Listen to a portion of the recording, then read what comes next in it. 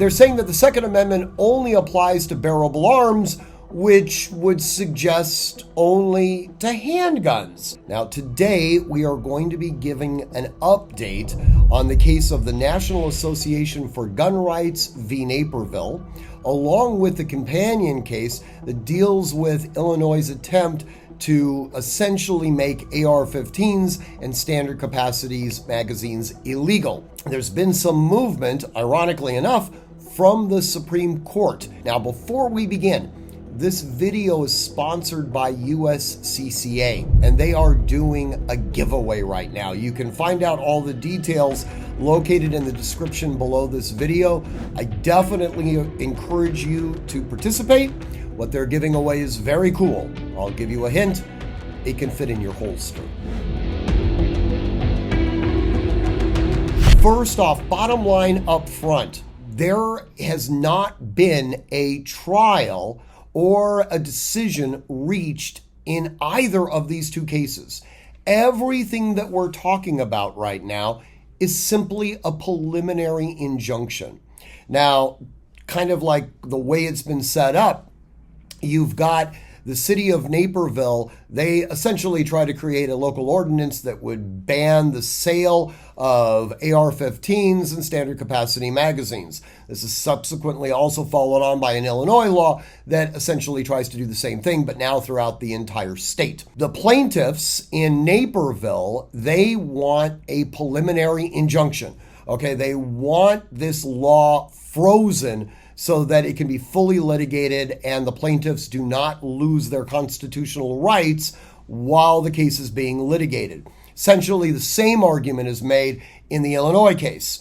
Well, in the Naperville case, the district judge said, no, I see no reason to grant a preliminary injunction. We talked about that in a previous video, and the plaintiffs appealed that decision to the Seventh Circuit Court of Appeals. The exact opposite thing took place in the Illinois case. There, the judge said, yeah, absolutely, the plaintiffs are going to suffer irreparable harm, so he granted the injunction. That was subsequently appealed to the Seventh Circuit Court of Appeals. Seventh Circuit essentially joined the cases together and said, there will be no injunctions given. Now, plaintiffs then subsequently appealed to the United States Supreme Court. Now, when you're going through these interlocutory appeals, you reach the level of the Supreme Court, you don't petition the Supreme Court for a writ of certiorari similar to if you had actually litigated an entire case. You actually go before one justice who is responsible for the circuit that you're litigating in. In this case, the justice is Amy Coney Barrett. So plaintiffs go to Amy Coney Barrett and they say the original district judge, along with the Seventh Circuit, they completely screwed this up. The clients are going to suffer an irreparable harm if an injunction is not put in place. Now, 99.9% of the time, the Supreme Court is going to ignore this. They're basically going to say, go litigate it downstream, and once you have a final decision, then we'll get involved. This case, however, Amy Coney Barrett reached out to the state and said, you've got until May 8th to fully brief why the plaintiffs should not be given a preliminary injunction. This is very telling, okay? It's not necessarily an indication of where the court's ultimately going to rule, if it rules at all, but it is interesting nonetheless. Now, along those lines, the state did issue forth their briefs, and in reading it over, it's really disingenuous, to tell you the truth. Their first argument is somewhat of an expected one, where they're essentially saying we shouldn't even be here to begin with. Okay, the courts should not get involved. Appellate courts and the Supreme Court should not get involved and insert themselves in the middle of these lower court trials. That is somewhat to be expected that they would make that argument. In this particular instance, though, we're not talking about somebody necessarily having their position put into a position of disadvantage. We're talking about somebody losing their civil rights. And I think that might be one of the reasons why Justice Amy Coney Barrett has kind of agreed to listen to more information coming on in. I will tell you, just as a sidebar for a second, the briefs that the state have provided are unbelievably snarky, and they really focus on, the bad characteristics of the plaintiffs. The fact that they want to have, as they like to refer to it as, these malicious firearms, okay? These horrific weapons. That's how they refer to these things. So there's a lot of invectives going on here. They also claim that this is actually a case of first impression. And as a result of that, the Supreme Court shouldn't be getting involved either. Their argument is that they're not banning necessarily the possession of these weapons. They're simply banning the commercial sale of these weapons. And that's really never been litigated before, and deference should be given to the lower courts to engage in this conduct. Then they get on to their Second Amendment analysis.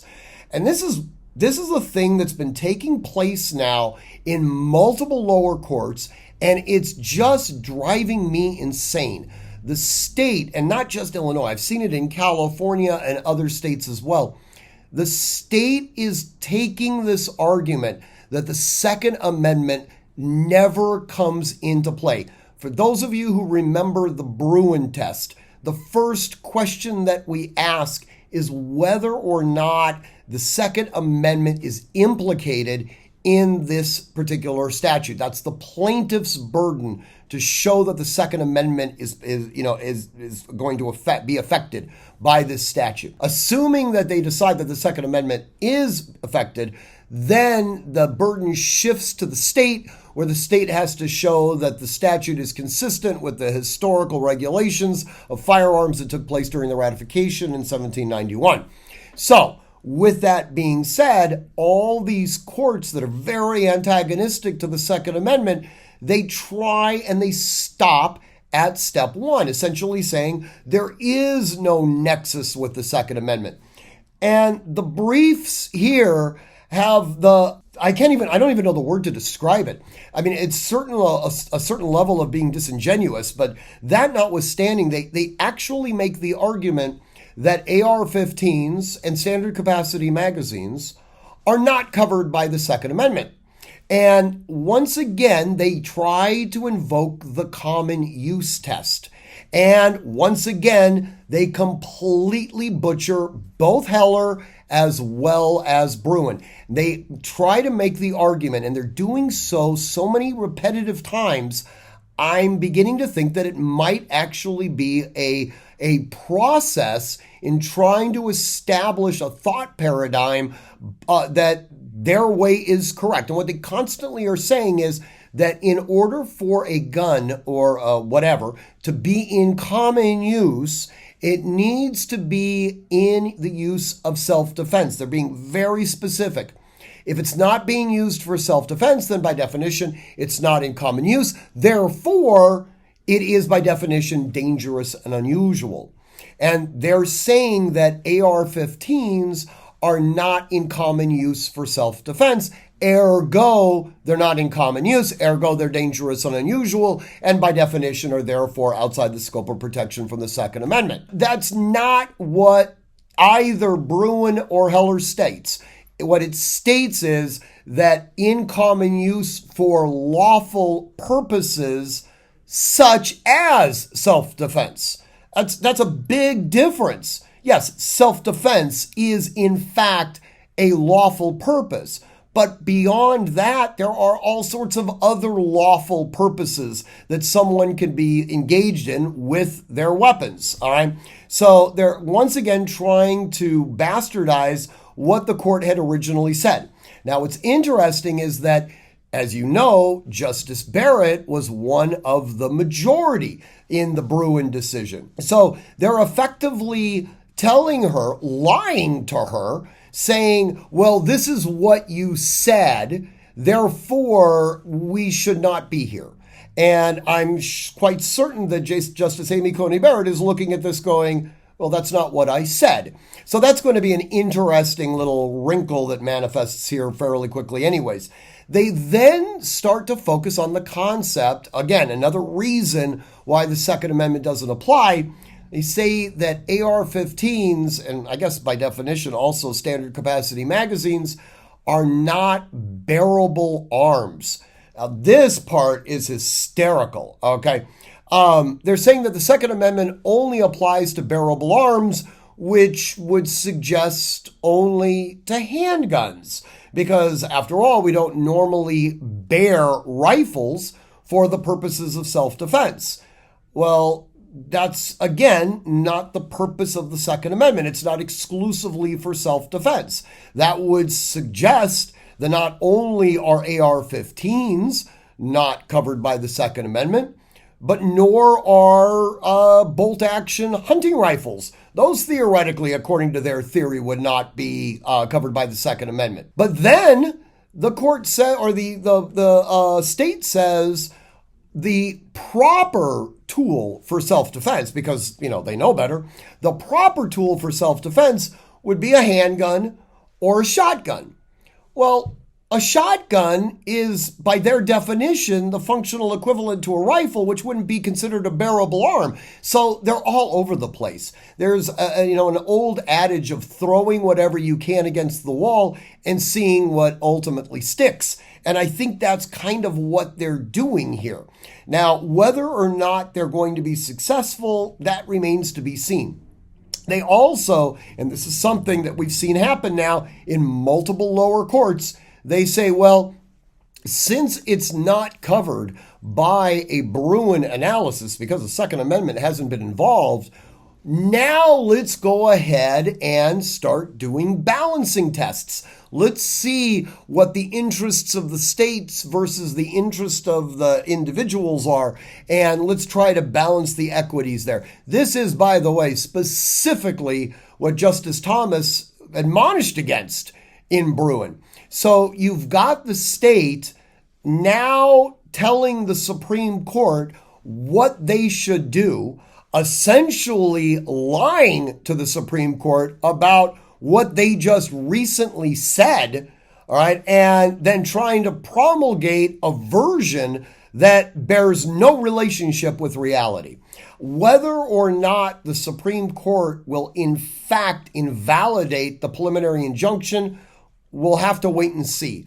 I would like to see them say, nope, the judges were wrong. Preliminary injunction goes into effect.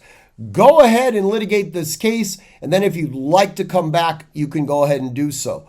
Alternatively, I really would like to see Justice Barrett write a relatively extensive opinion revoicing what Bruin says and slapping down all of these sort of state actions that are trying to chip away at the fundamental nature of Bruin. This may be her opportunity to do so. In any event, we should get a decision fairly soon. As always, train constantly, train consistently, train repetitively, and train with purpose. Above all else, stay safe.